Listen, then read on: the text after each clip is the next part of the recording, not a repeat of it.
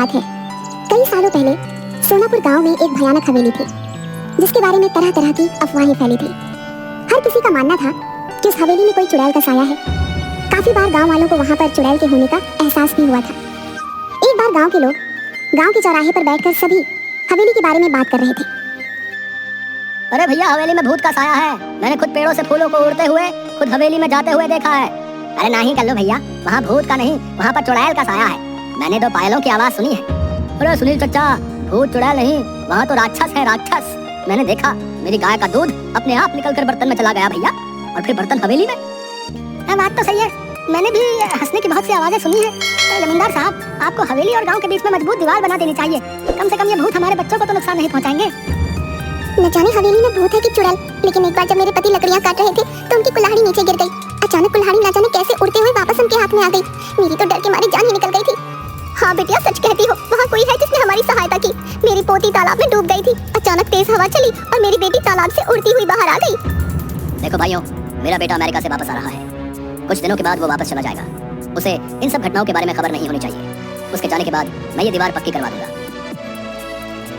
गांव के एक किसान का बेटा भीखू खाद लेने शहर जा रहा था।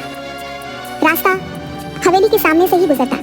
जब वह हवेली के आगे से डरता हुआ पहुंचा तो उसने देखा एक सुंदर सी लड़की उसके सामने आकर खड़ी हो गई। तुम कौन हो और यहाँ क्या कर रही हो? तुम्हें नहीं पता ये हवेली भूतिया है? यहाँ रहना खतरे से खाली नहीं। मेरा नाम किरण है, मैं तो यहीं रहती हूँ। हम यहाँ आते जाते हैं, भूत तो नहीं देखा हमने कभी। अच्छा, पर ये तो भूतिया हवेली है और लोग कहते हैं यहाँ भयंकर चुड़ैलें रहती हैं। ये सब सुनकर भीखू मन ही मन डरने लगा। उसके दिमाग में यही चल रहा था कि जो कुछ भी आज तक उसने सुना वो सच है या झूठ। तभी किरण बोली, तुम्हें पता है मैं हवेली में ही रहती हूँ। अब ये क्या कह रही हो? पूरा गांव जानता है कि इस हवेली में भूत चुड़ैल रहती है। तुम चुड़ैल भूत जैसी चीजों पर विश्वास रखते हो? मैं फालतू में ही इतना सोच रहा हूँ। ये लड़की होकर भी नहीं डर रही। ये भूत चुड़ैल मन का वहम है, ये सच्चाई थोड़ी ना है। आओ तुम्हें मैं अपने बाकी लोगों से मिलवाती हूँ, इससे तुम्हारा डर हमेशा के लिए खत्म हो जाएगा। भीखू किरण के पीछे पीछे चलने लगा कि अचानक उसे जोर का धक्का लगा और वह हवेली की पहाड़ी से नीचे गिर गया। गांव वाले तुरंत दौड़ते हुए भीखू के पास आए और पूछने लगे क्या हुआ। तभी भीखू के मुंह से बस ये शब्द निकले, हवेली, लड़की, किरण, हवेली। अब तो गांव में डर का भयानक माहौल बन गया था। सबको विश्वास हो गया था कि हवेली में किसी किरण नाम की चुड़ैल का साया है जिसने भीखू को मार दिया है। इस घटना के अगले दिन ही जमींदार साहब का बेटा राजेश अपने दोस्त मयंक के साथ गांव आ रहा होता है। हे भगवान, शाम हो गई है, हवेली के आगे से गुजरना होगा। अरे राजेश भैया, आप उस हवेली की तरफ मत देखना, कहीं उन चुड़ैलों का साया आप पर भी ना पड़ जाए। अरे राजेश, ये तेरा ड्राइवर क्या कह रहा है? चुड़ैलों का साया? गांव के अंधविश्वासों का तो अपना ही मजा है। अरे ड्राइवर भैया, आप चुपचाप गाड़ी चलाओ ना, ये सब अंधविश्वास है, हम सब ये नहीं मानते। भैया, आज तक इस भूतिया हवेली में कोई एक रात नहीं गुजार पाया। बड़े बड़े लोग आए और बड़े बड़े दावे किए और फिर हार मानकर चले गए। अरे हम पढ़े लिखे लोग हैं, अमेरिका से आए हैं, हम इन सब बातों को नहीं मानते। ये सब अंधविश्वास है। अगर हमें सचमुच भूत प्रेत देखने को मिल जाए तो इन छुट्टियों का मजा आ जाएगा। क्यों राजेश? क्या हुआ बिरजू? अरे ये गाड़ी के आगे इतने सारे फूल कैसे पड़े? लगता है किसी ने हमारा स्वागत करने के लिए रखे। तो यहाँ रुकना खतरे से खाली नहीं भैया, मैंने अभी किसी को यहाँ से जाते हुए देखा है। ये सब हवेली की चुड़ैलों का काम है। अरे तुम गाँव वाले भी कमा लो, हैं? खुद ही सब कुछ करके शर्मिंदा हो जाते हो। मैं सब जानता हूँ, गाँव वालों ने ये फूल बिछाए होंगे, लेकिन अब अपना नाम बताना नहीं चाहते। राजेश भैया, मैं झूठ नहीं बोला। जब आप हवेली में एक रात बिता लेंगे तो आपकी सोच भी बदल जाएगी। यार बिरजू, तुम पहले घर पहुंचाओ, बाद में देखेंगे। अभी तो बहुत जोर से भूख लगी है। मेरे पेट में तो हाथी, चूहे, भूत प्रेत सब दौड़ रहे हैं। कुछ ही देर में दोनों दोस्त घर पहुंच जाते हैं और आराम से सो जाते हैं। अगले दिन जब वह गांव घूमने जाते हैं तो फिर गांव वाले उन्हें हवेली के पास जाने से मना करते हैं। आखिरकार गांव वालों की सोच को बदलने के लिए राजेश और मयंक उस हवेली में एक रात बिताने का फैसला करते हैं।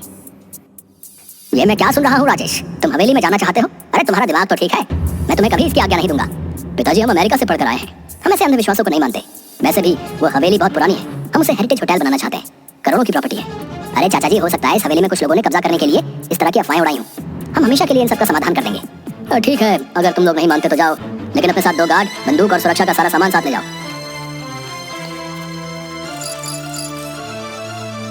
आप लोग सो जाइए, हम सब बाहर ही बैठे हुए हैं। कोई भी बात हो तो तुरंत आवाज दीजिएगा। राजेश उठ यार, ये सब क्या हो रहा है? अबे ये पलंग हवा में कैसे उड़ रहा है? और ये गाने की आवाजें भी आ रही हैं। ये खुशबू, ये तो कमल के फूल की खुशबू है, लेकिन इस पुरानी हवेली में कमल का फूल कहाँ से आया? इतनी मीठी आवाज तो सिर्फ परियों की हो सकती है, भूत और राक्षस की नहीं। या फिर हम लोगों को डराने के लिए किया जा रहा है।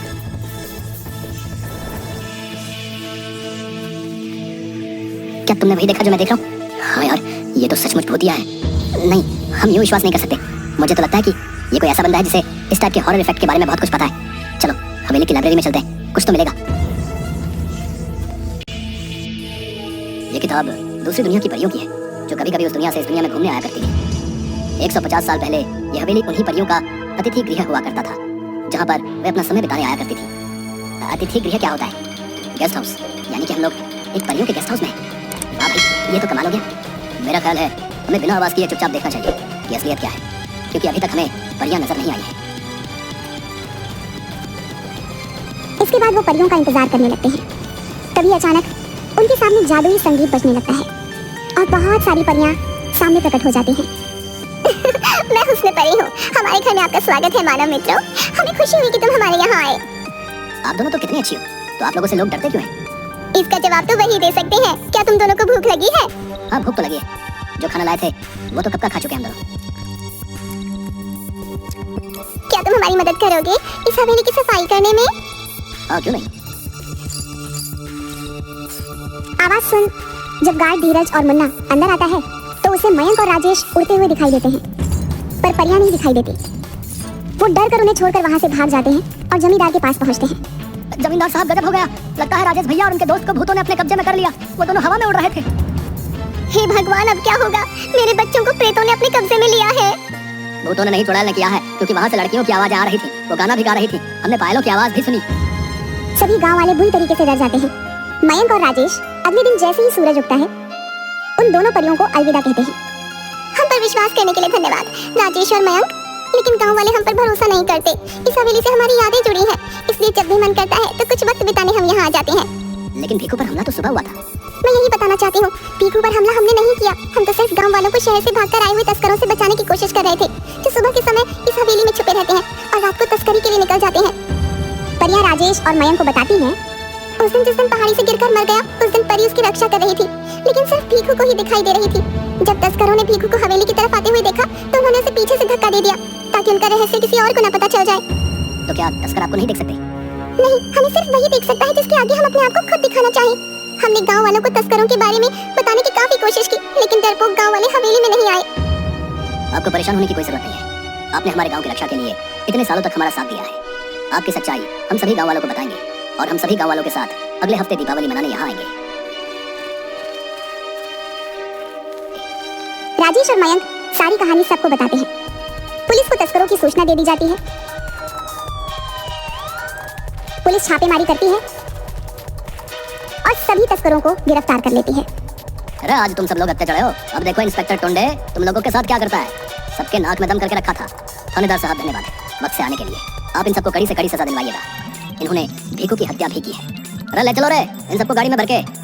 आप सब गांव वालों को अब इस हवेली से डरने की कोई जरूरत ना है। कुछ ना होता है ये भूत प्रेत। समझदार बनो तुम सब राजेश और मयंक की तरह। गांव वालों को राजेश की बात पर भरोसा होने लगता है। दिवाली के दिन सभी गांव वाले हवेली की तरफ चल देते हैं। परियों ने पूरी हवेली को दीपों से सजाया होता है। हवा में आतिशबाजी होने लगती है। परियां सबके सामने प्रकट हो जाती हैं। परियों को देखकर सभी बहुत खुश होते हैं और उनके साथ मिलकर दिवाली मनाते हैं। इसके बाद सभी हंसी खुशी से गांव में रहने लगते हैं।